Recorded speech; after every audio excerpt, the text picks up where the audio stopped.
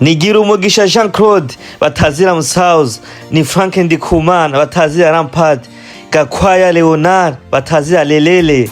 Akaba ari abasore akiri batoya bimvukira zo mu Kamenge. Umukoca sangwe Patrick akaba yabize arabatuma ko umugwi serukira gihugu INTAMBA mu rugamba. Ni Musauza umugwi wa umugwi ca Sudan usanze ugenderako, ni FranckNdikumana umugwi wa Gorira umugwi c'u Rwanda usanze ugenderako, ni GakwayaLeonard umugwi c'u Rwanda Police FC usanze ugenderako.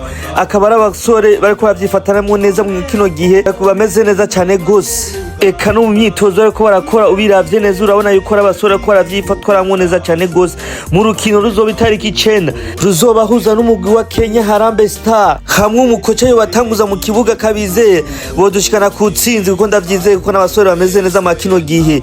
Ndazi ko babifatanije n'abagezwe ko bazodushikana ku tsinzi ku munsi wa 4 itariki 9. Ni n'abakinyi twanahoze tunakina mu equipe imwe nka Region Athletic Miracle na Familia Kade. Abo bose n'abakinyi twahoze dukinana, ariko bitankundiye yuko mbandanya kariyeri yanje yo gukina football bivanye n'ubuzima. Kubw'ivyo ndabifuriza intsinzi no gushika kure cyane gose.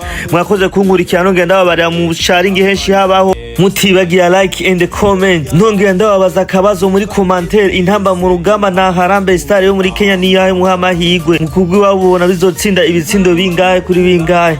Andika ngaho muri commentaire. Ndabakunda cyane gose, mwari kumwe n'umusesanguzi.